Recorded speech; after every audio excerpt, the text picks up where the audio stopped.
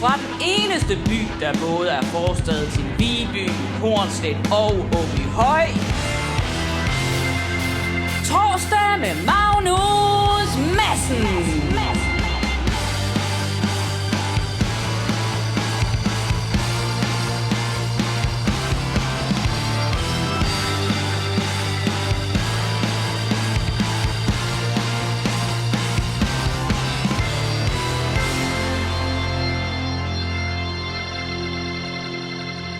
Goddag og velkommen til Torsdag med MagnusMadsen. Resten bliver lige på engelsk i dag, og jeg kigger op på mikrofonen, når jeg skal tale i den. Det er for, at jeg også kan puste på den. Today we're still, like we were last week, we're still doing this in Danish. We're still doing this at Escobar, Aarhus. Our friend Dio has kindly lent us his place. It's not your place. He's like a rainbow in the dark. It is his place. He is a rainbow in the dark. He is. Yeah.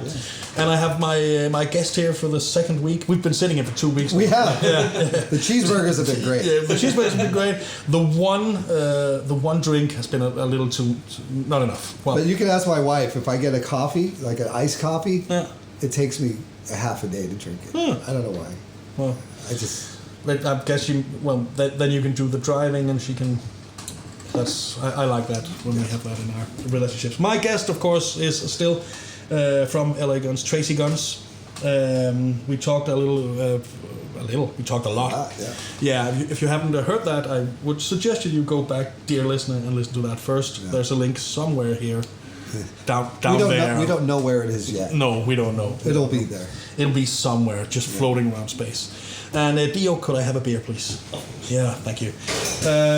What was my plan here? My plan was to start by asking you, Mr. Tracii Guns, when did you discover music? Do you remember a point discovering music? It was A Whole Lot of Love by Led Zeppelin. I mean, I was in the back of my mom's boyfriend's car, and he had stereo speakers, and A Whole Lot of Love came on. I was 6 years old. I was 5 years old, actually. Yeah. And the breakdown section with the theremin with the stereo speakers, and I just remember putting my head up and asking my mom, "What is this?" You know, and she said, "That's the guitar. That's a band called Led Zeppelin." That was the end of my life. You know, I was obsessed ever since, like, with creating that sound. All right. You know, now I own that theremin that Jimmy Page recorded. You that do. I have it. You have it. I have it. It traveled a weird road. Oh, that's cool. That's really cool. It's really cool. 2 degrees of separation from... He's the man. I like that. Yeah, he is. He really is the man. Yeah. I was actually wondering about your influences as a guitar player, and I made a short list, because I was thinking, obviously, the 2 Jimmys, but more Page than Hendrix. It depends. It depends? It depends. Well, I think in my recording... Definitely more Page, because Page was such a great recorder. Yeah. You know, and so I have as much influence from his recordings as his playing. You know, so with Jimi Hendrix, you know, it was all about his soul and his playing. Yeah. And Eddie Kramer was the recorder. Yeah. You know, so that's a whole different set of skills. You know, but as a guitar player, live. There's a probably, I would say, an equal blend of those 2 guys with a lot of Randy Rhoads and some Eddie Van Halen. Those are really, when I listen back live, I can identify those influences right away. You know, but there's also Dave Murray from Iron Maiden, you know, who I'd never give enough credit to for some reason, and Gary Moore. You know, those are the guys. Yeah, he was phenomenal, ferocious. He made that Still Got the Blues album. And that's it's really sad because it's sort of overshadowed all the great shit he did. Yeah, because I don't want to mock that record because people may love it, but it's not. To me, it's not the greatest thing ever. The cool thing about his blues career later on was it showed that without that soul, without that knowledge of how that music works, that he couldn't have been the before Gary Moore. Yeah. Because what makes his heavy music so important is that it's blues based, but it's metal. Yeah. You know what I mean? Yeah. And the great metal guys are blues based. Yeah, you know? And it's the thing. But Gary, he really encompassed, you know, to me, what is a great guitarist. And he was an asshole, and he owned it, but his music backed it up. You know, keep that sustain going for.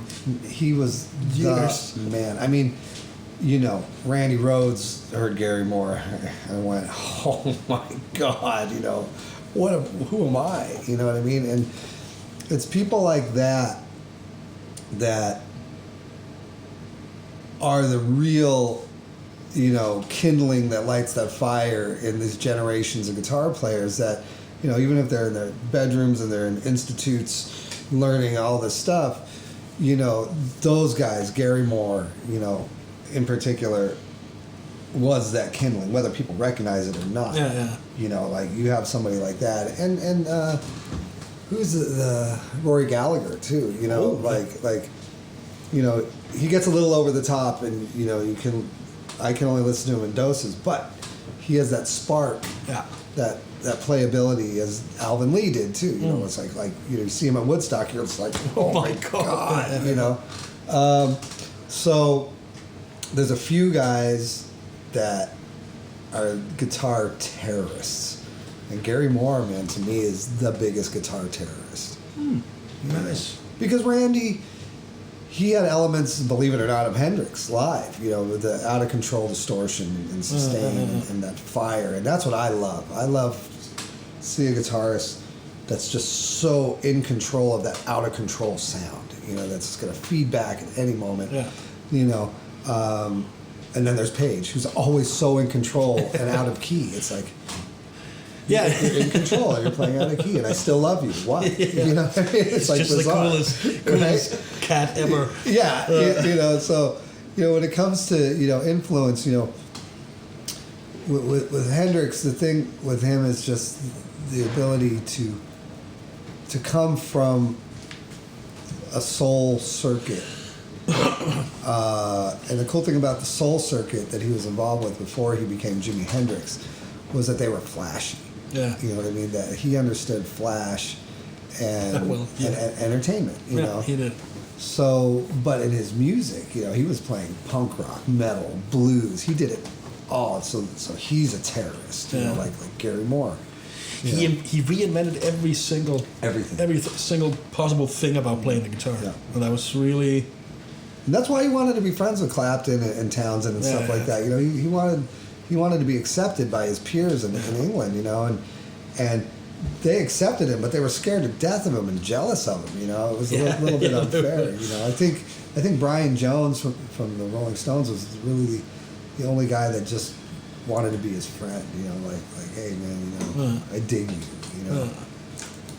Weird, yeah. really weird. But let's have a song. Let's have a song, because I've actually asked you for a couple of songs, and you recommended a song that I've never heard, and that is actually weird because I listen to a lot of music. Shocking Blue. Shocking Blue. Send me a postcard. Yeah. Dennis, are you ready? Yep. Okay, let's hit it. Torsdag med MagnusMadsen. See, that fuzz pedal was so new that they let it hang at the end of the song to let the world know this is something. Yeah, this is sound. We're not entirely sure what to use it for, but here it is. Here it really is. Yeah, that was Shocking Blue. Send me a postcard. Yeah, send me a postcard. Requested by my guest Tracii Guns. Yeah. What did we just listen to? It's great. You know, Shocking Blue is most known for "I'm Your Venus." That song, it's called Venus. Yeah. My wife is an audio archivist, so she runs across music, you know, from the start of recordings to now, and her favorite year, my favorite year, is '66, because that was a real transition year from, you know, kind of candy ass rock and roll, you know, not really knowing where to go. You know, Yardbirds started figuring it out really well when Page started. But then that music was not good songwriting. It was all dazed and confused, you know. So there's this weird, you know, For Your Love was awesome. You know, Heart of Gold, you know, weird ass, and then it turned into Zeppelin. But right at that time is when Hendrix got his fuzz pedal. Shocking Blue wrote this song, you know, and I'm forever grateful to my wife for turning me on to this, because to me it's the greatest transition heavy music. Yeah. That particular song. And it's from a bloody unlikely Dutch, place. It's Dutch. Dutch. That's so weird, and it must be around the same time as Focus. Yeah. It would be the same time. Which must be the weirdest band ever. I've had to play that live, that song, and it's at a rock and roll fantasy camp. Yeah. With Teddy Andreadis from Guns N' Roses, he was he played all and sang all the weird stuff, and but yeah, the Dutch music. I mean, Golden Earring. There was serious stuff. So there's like a serious recording revolution there, and progressive hard rock kind of thing in the late '60s that is just like people need to know more. Something must have happened. Drugs, man, drugs. Yeah, in Holland? Really? Amsterdam. Haven't you ever heard about Amsterdam? Oh well, I may have. You used to be able to go there and smoke it legally. You used to. Yeah, you can't do that anymore. If you're a citizen, you can. Yeah. Not if you're me. And I don't know really if that experiment, how that went. If they have a drug craze or if they have a, I don't know. Well, I remember, the first time we didn't tour here until '92 or '93, and we went through Amsterdam with Skid Row, and we had a day off there too, and like the locals, they just smoked pot and hash, and it was great. And but I don't want to throw any of my guys under the bus, but one of our guys, we went into a cafe and he had some space cake and smoked some weed and had a drink, and he slept next to a dumpster in the snow that night. He couldn't make it 20 feet outside of the bar, so yeah. Yeah, and that's the problem, because it's not really a big difference between smoking a joint and having a beer at night, except that one is very legal and the other one is sort of what the higher middle class does. But if you mix the two, either it's awesome or you get sick. Yeah, and you're not really, it's not a party every day. Wait, in Denmark we don't say awesome, we say super. Super, yeah. Also, awesome really means something else. It does. It is. It's really. Anyways, let's get. Oh man, I keep saying that word and I hate it. What, man? Anyways, whenever I say it in Danish as well. Anyways, whenever I listen back to this, when you discovered music, did you start playing right away, or was there a? Okay, so I heard that, and me and my mom moved to France 2 weeks later. Oh. So somehow we managed to. That's my wife. Oh.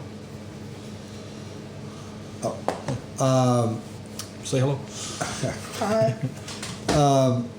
I managed to get a little acoustic guitar somehow before we went to France, or it was already there, and somehow I learned a D chord, an A chord, and a C chord, and by the time I was 6 years old, I had written my first song called Sunshine, which isn't the one that we're going to play later. Okay. But that's why I love this song. Anyways, so me learning how to play guitar was just as cool as playing the guitar, because I had nobody. I had no teacher. So everything was a discovery for me. Yeah. And I have the worst ear. I still can't listen to something and automatically know what's going on. It's like I think it's this, kind of thing. And I've always been like that. So it's always been a puzzle. To this point, and I finished music school and all this stuff, and I still call my friend Gretchen Men all the time, like, hey, what is this, and is that a half step or a whole step? Like, what am I missing here? And she knows, she just knows, like shit like this. But I started playing immediately, and I never stopped, because I still can't figure it out. No, yeah, well, it is. Music is quite a big thing. It's a big thing. It's really. Well, then there's Steve Vai, who is so musically knowledgeable. He writes before he plays the guitar. So he's like, I know what I'm doing. Just like Mozart, whatever. Yeah. He's the only guy I know that does that. He's the only person I know that I've ever known. No, he's insane. He's a real musician. That's what they would have called him in the 16th century. Yeah. He is. It's really. That's another level of. I don't even know if I aspire to it, because it's just so. It's is really weird. It's great that he exists because he pushes boundaries, and he wasn't he Kirk Hammett's guitar teacher at some point after? No, Joe Satriani. Oh, Joe Satriani was Vi's teacher and Kirk Hammett's. Okay. So they come kind of from the same place. But the interesting thing about Steve is Steve really likes playing. You know what I mean? Like he loves having, gear, messing with gear, trying stuff out. He's a smart businessman, he has a lot of fun, and I mean, admittedly, he in conversations, he considered himself a bit of a kind of ego guy, at certain points of his career, but when he had an epiphany that like I shouldn't be like that, that he's really started enjoying life and doing things the way he wants, and he's a good guy. All right, he's a really good guy. I'm glad to hear. yeah. I mean, sometimes I like to talk about a couple guys because they can be looked at. Yeah.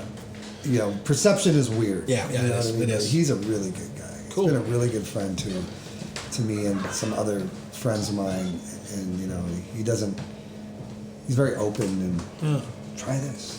But I like the fact that he likes to play guitar, and he does have fun. Because if there's anything that I told in the first segment about my discovery of the whole LA scene and all the other music I listen to, but one thing especially of the LA Sunset Strip, L.A.Guns, Skid Row, who are not from anywhere near but they're considered. If they taught me anything, it was that it was okay to have fun. Yeah. And it is. Maybe some of the guys in the scene took it a bit too far, but for all of us listening, it's really what it taught me is that it's okay to have fun, and you're not man, that's a phone. You're not automatically reminded of that in your life, right? That it's okay because you're pushed on to get an education and to get some, and a lot of those, and if you do sports, you have to be good at it, and if you have a hobby, try being good at it, and all that. But it's okay just to have fun. Well, I mean, back to Keith Richards, he's hanging out with Hendrix and Clapton and guys like that. He never gave a shit about playing solos. He's like, oh, that's great, you guys. Check this out. It doesn't matter. I've never seen it like that. I've never seen it like that. Yeah, of course. Yeah, he is not the best guitar player in every room he's in. No, he's not. But he's the greatest. But he's the greatest. Yeah. I'd rather be great than the best. Yeah. Of course.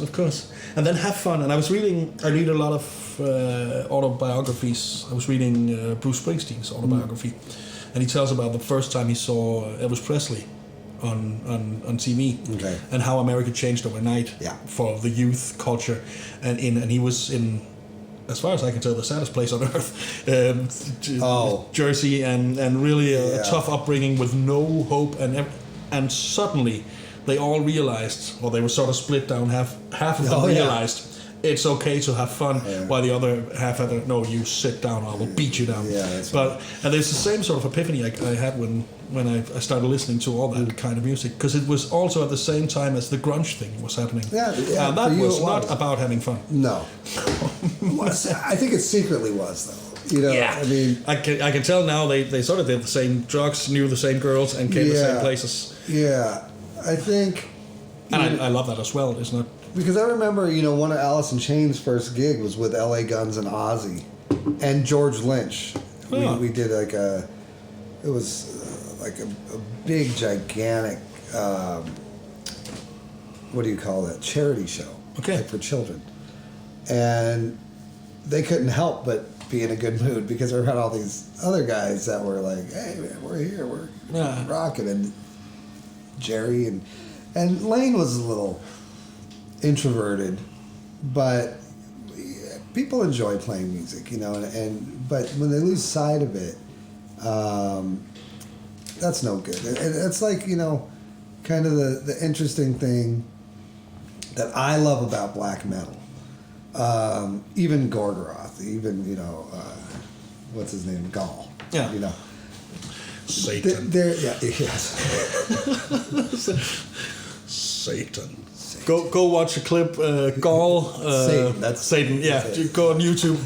It's one of the funniest things ever. It's amazing, but you know, so I mean, aside from Varg, you know, all the guys have a certain sense of irony. Yeah. You know what I mean? And it can be construed as humor. It could be construed as these guys are way too serious but they're not. They're having fun. Yeah. It's back to the Viking groups. Yeah, you know what I mean? It's like they say things, but guys like us are like, we get it. Yeah. You know what I mean? It's an entertainment business. It is. It is. Know? And Fenris from Dark Throne is he's like a comedian.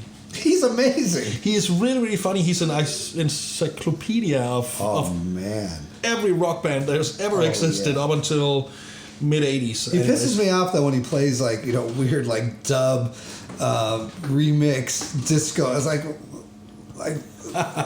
why? Like I'm glad that he's that open-minded. Yeah. And that he loves music and he likes what's new and he's always got his finger on the pulse.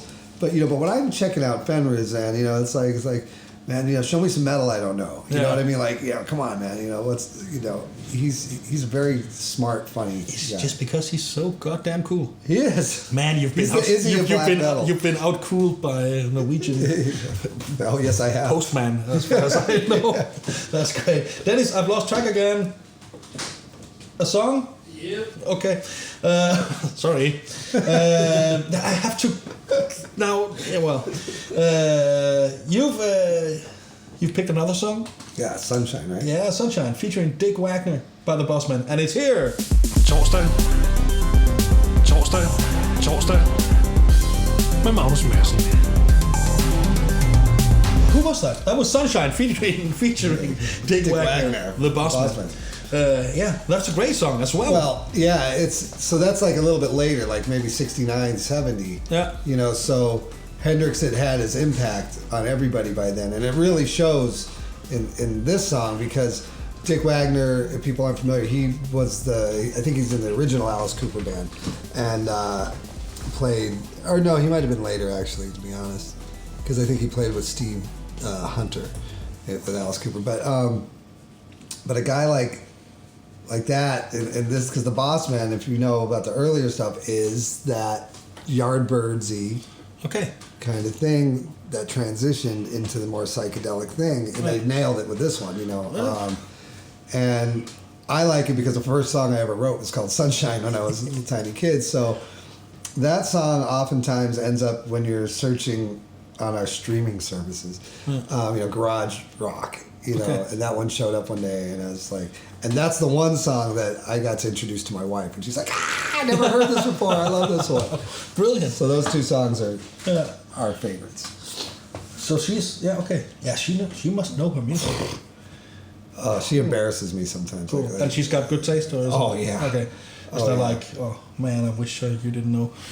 Yeah. Oh yeah, she only good taste and everything. She's one of those people that's very specific. Oh, great. You know what she likes, and you know, generally it's just, you know, the way I describe someone with her attraction to style or whatever it is like her brain lives in the mechanical age, you know, where things were mechanical, big cars and old music and, you know, old tangible styles, things you need to work on. You know, she's like that. Yeah. It seems easier. It seemed easier. Go try to make a recording like send me a postcard. You know, oh, that's a simple garage rock. Go ahead, try. 2 tracks and good luck. Yeah, you know. I was reading about this band. I can't remember who's way back, and they were recording the first album on a 2-track, and then the singer and the lead guitar player had to stand on the same. They had to do it at the same time, and then he would just pause, and they would get drunk, so they would forget their cues all the time, and the rest of the band just we'll just start over with the first solo, the first lead, and then the first verse, the chorus, the second lead, but then they forgot what they were doing. That's brutal. See, that's math. When you get into that, that's mathematical. That's not good. But like, since we're talking about that really quick, Blueberry Hill, Fats Domino. Yeah. It is the loudest, clearest, most powerful recording. You put that on next to Running with the Devil by Van Halen, and it's louder and more powerful. So I'm giving away secrets. It was recorded, Dennis, you'll like this.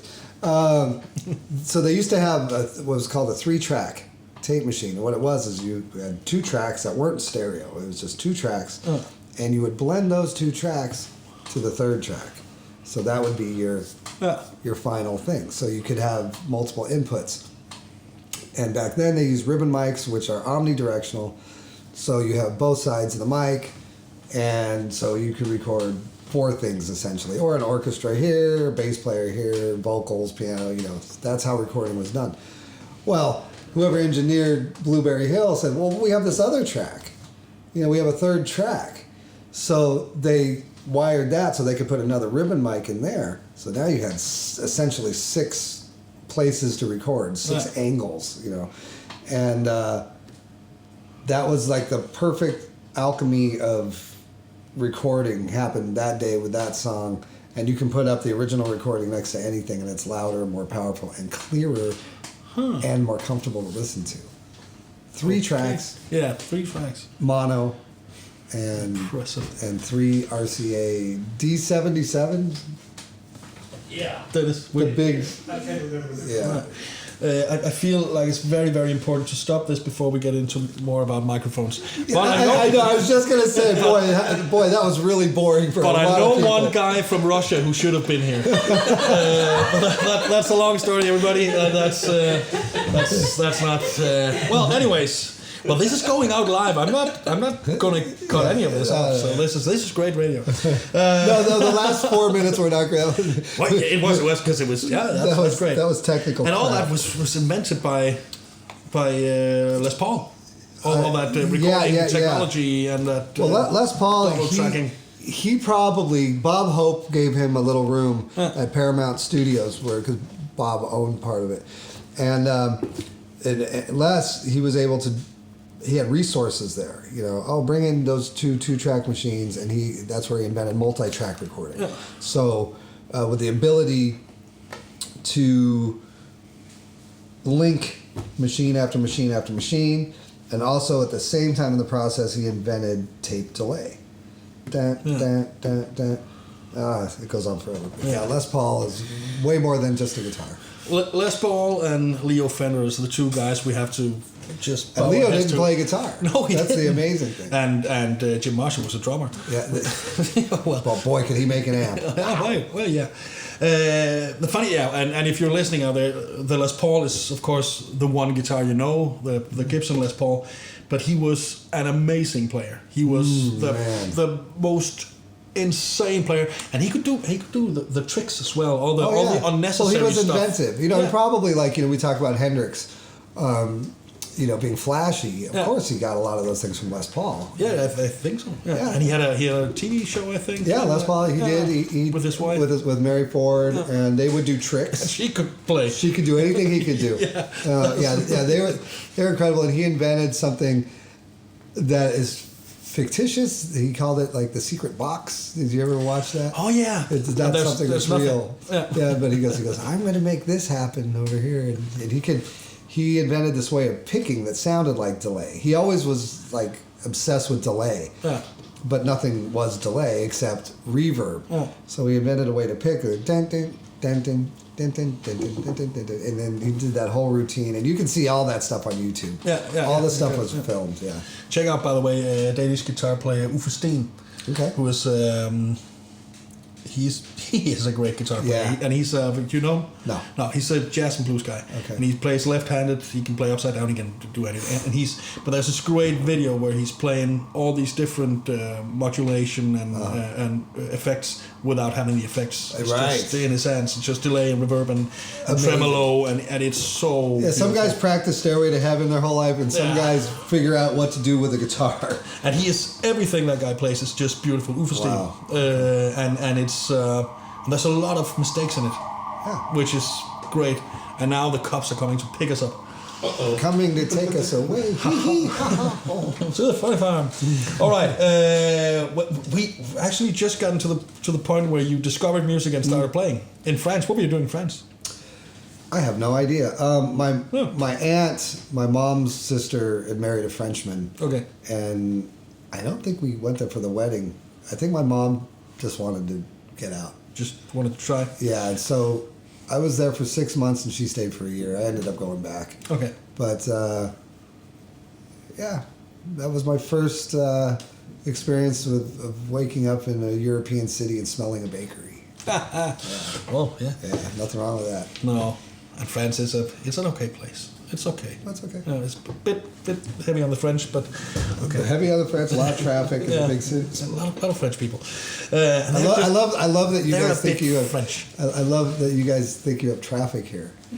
I love it. We don't. No, It's relative. it's relative. It's still annoying. But for me, it's like, this is great. Like the other day, I was in rush hour, and I had to wait 3 minutes behind 20 cars to cross the line. And Siri's like, see, we have traffic. And I'm like, yes, this would qualify as traffic. And before I knew it, we had made our left-hand turn. So 3 minutes, that's insane. Yeah. That's well, it's a small country though, so 3 minutes put together. Well, that's quite far. What were we talking about? we finished about why I like music. Yeah, did we? And what time is it? Okay, yeah, we're here. Yeah, okay. Did you start writing music right away? That was it. I didn't have enough knowledge to play anybody else's stuff, really. So I had to pick up other people's music by friends or adults, that anytime somebody would come over, a friend of my mom's or something, and I'd play guitar, like hoping that they were like, hey, I play guitar. And as soon as they would say that, I'd say, do you know Black Dog? Or, do you know Purple Haze? Or, do you and sometimes they did, and then that's how I started learning. Okay. Yeah. And you started writing? Yeah, so like whatever someone would show me, I would twist around and tweak it away so I could make it my own. And that's just the way I did it. That's just the way everybody does it. Yeah. And has done it forever. And that's the way. That is the great thing about rock and roll. The thing is you can't. Where many rock guitarists get stuck is they feel like this insane need to. I don't want this to come out wrong, but to be original, and it's like, yeah, but your personality's original. Music is a theory; it's theoretical, and it's for the most part, there are scientific things about it that make sense and go together and all that stuff. But no matter what you play, it's going to sound like you because you're you. Unless you're trying to be identical to somebody else. Yeah. But if you just learn a bunch of music, from disco to punk rock to black metal to Rolling Stones to girl, you're gonna be original. Yeah, of course. You're gonna be yourself. Yeah. And I think that people put a lot of limitations on themselves. Like I have to write riffs that sound like me. It's like, there's only so many notes, man. I've always seen it because I, of course, play myself. I've always seen it a little like vocabulary and an accent or a dialect. That just focus on the vocabulary. Just focus on getting your point across, and then of course an accent will. I clearly have a Danish accent, but it's not like when you meet a guy from England that you hello governor, because you don't change yours either. Right, that's right. That's right. Your languages just happen to be bigger than mine. So it's sort of the same. Just learn. Just play, man. Just learn how to express yourself. Just do what you want other, and let us be the judge of it, if it sounds like. And honestly, a very scary thing that's never talked about is that charts and session work and things like that is really a thing of the past. So it's one thing to learn music for yourself and to learn how to read and to do all those things, but it's not a qualification anymore for, what is a music job anyways? They don't exist much anymore. But, if you're specifically talking to rock musicians, don't worry about any rules or laws or if you're being original or anything like that. If you want to sound like Metallica, sound like Metallica. It won't. No. It won't sound like No, it will not, no. Yeah, and sit down and teach yourself whatever you want to, but just play.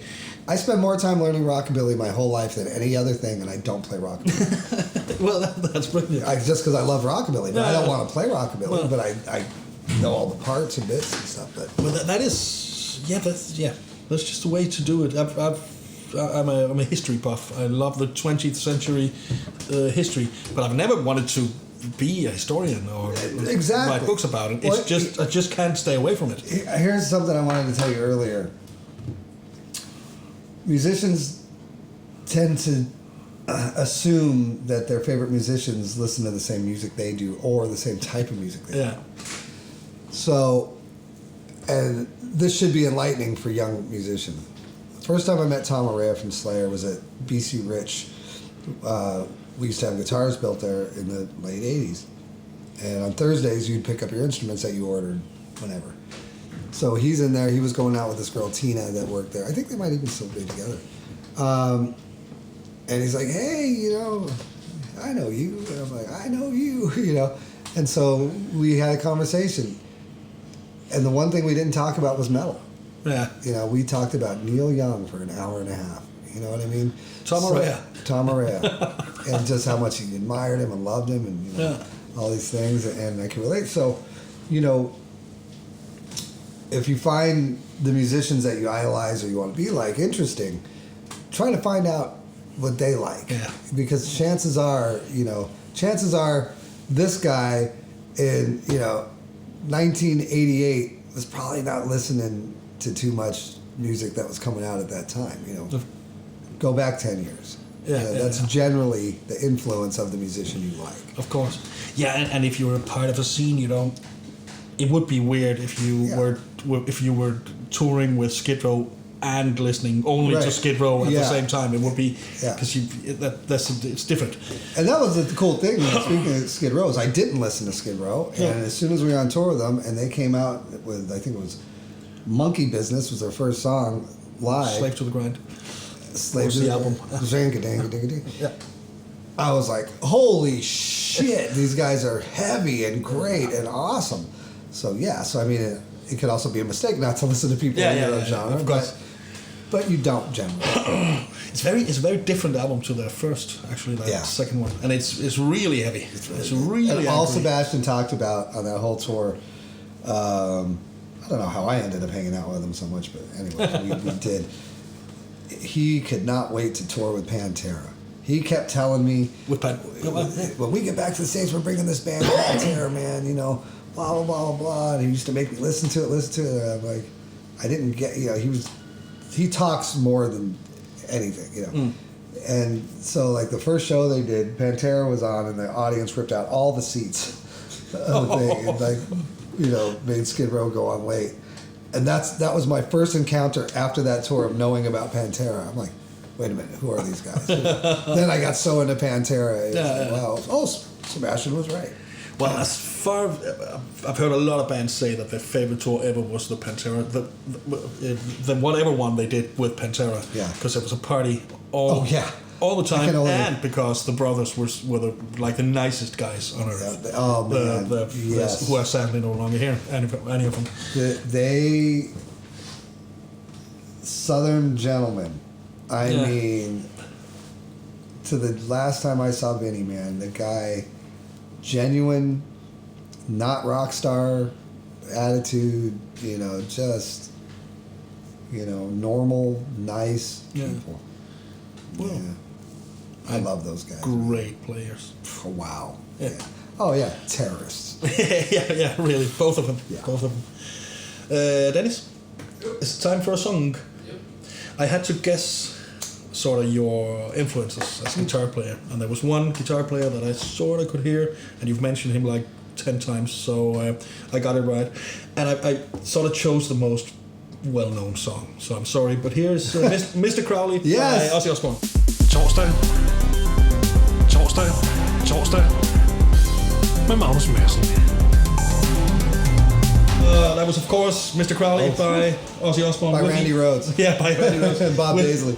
With the amazing Randy Rhoads on guitar, one of your heroes. Oh, man. Yeah. And I've recently become friends with Kelly Rhodes and Kathy Rhodes, his brother and sister, in the last 3 years. And if he was anything like them, he must have just been one of the most salt of the earth, nice people. Oh, great! Because his brother and sister are just that nice, you know. And but Randy, you know, I played with Rudy in a band for over a few years ago, called Guns and Sarzo, you know. And we spent a lot of time talking about music, you know, the music part of music and why Randy sounds like Randy and what did Randy do and who was Randy Rhodes, you know. And like we were talking at the break, you know, he kind of approached music from a piano point of view, middle C, you know, and major scales and thinking major, where most of us metal guys, we think minor all the time, you know, pentatonic or whatever, and diminished and things like that, where he's thinking augmented and he's thinking major and he's thinking like this. So automatically his voice was different than everybody else's, because even Eddie, he's a minor guy, you know, Eddie Van Halen. And so instantly, you know, that's major. It's heavy and dark, but it's not minor. You know, and I remember Rudy. We were going over the solo section from Mr. Crowley. We never played that one live, but when I would take lessons from Rudy every day, of course. And he said, no, you know, improvise in if Mr. Crowley's in, we think it's in D minor, but it's actually F major. And he goes, no, play an F major. Just improvise. All of a sudden it sounded, the voice was right. It was like, oh, Jesus Christ. Yeah. You're right, you know. Even though you're going, in D minor, but it's the backside of F major. You know? And that was a huge epiphany musically. And, you know, so now obviously the last L.A.Guns records that have enjoyed an incredible amount of success, thank you.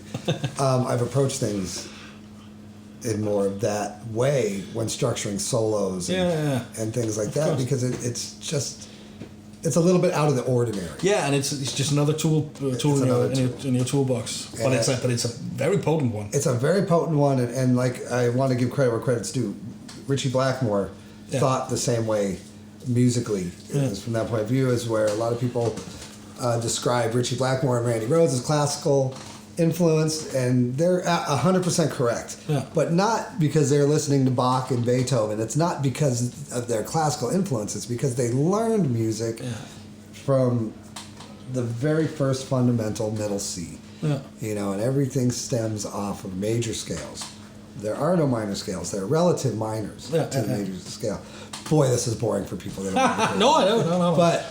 But you know, but when addressing Randy Rhodes and what made him special and why is his voice like that, you know, his guitar voice, it's because he approached it in the way that he learned how to play music growing up. Yeah. You know, because he always claimed that Leslie West was his favorite guitarist, which I don't believe. But yeah, you know, he learned music a different way. You know, when I hear Randy, I do hear Richie Blackmore influence. I do hear Michael Schenker influence. Michael Schenker. You know, obviously Gary Moore. You know, he loved Gary Moore. And then by the time they recorded, how old is he? 22, the Blizzard of Oz. Eddie Van Halen influence. Yeah, of course. You know, and he had never had any qualms about, you know, talking about who he loved and who he admired, but him along with Bob Daisley, you know, writing those songs together. You know, Bob Daisley was very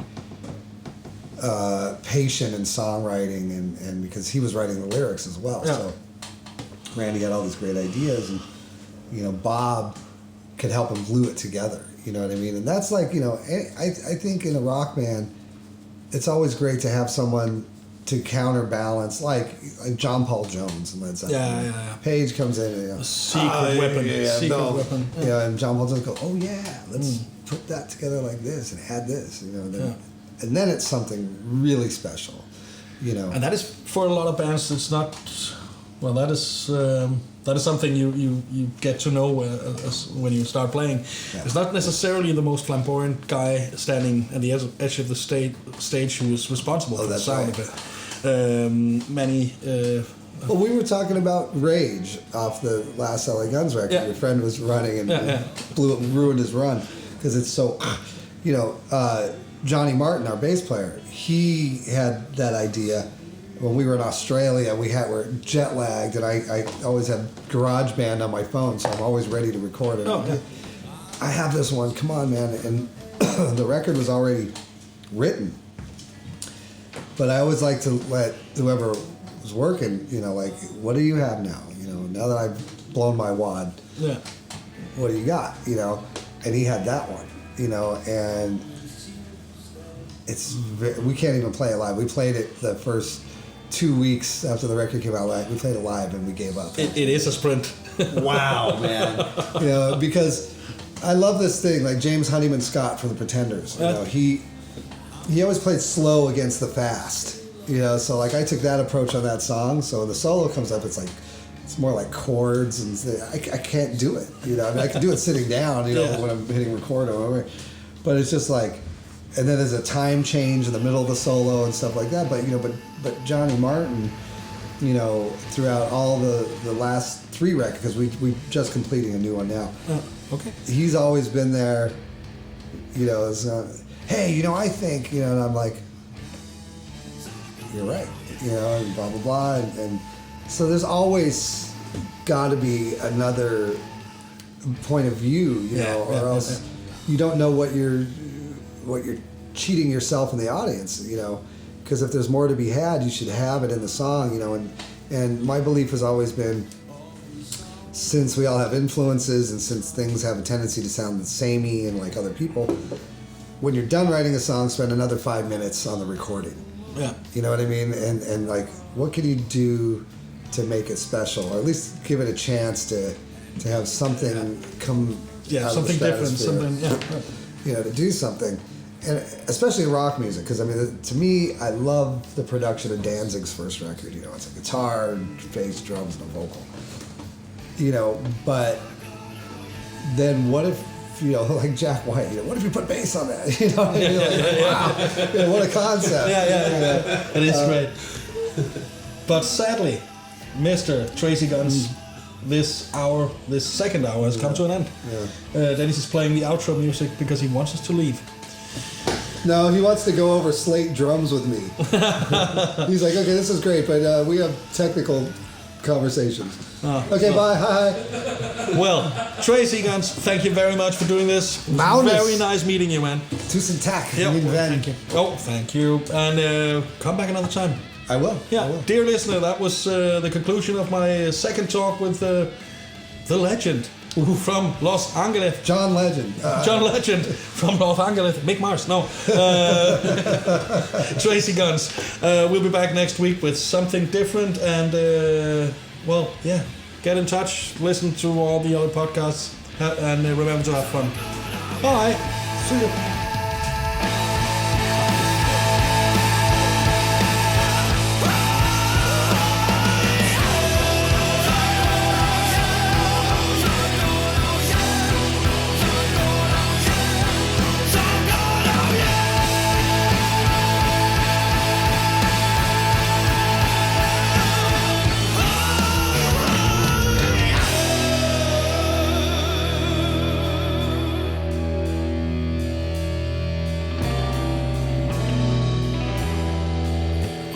Solen nærmer sig.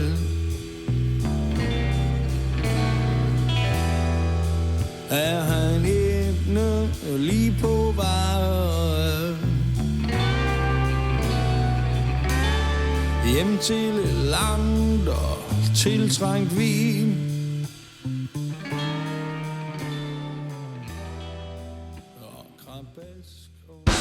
Du har tilbragt den sidste time i selskab med Magnus Madsen.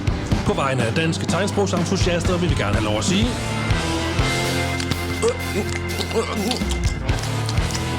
I næste uge.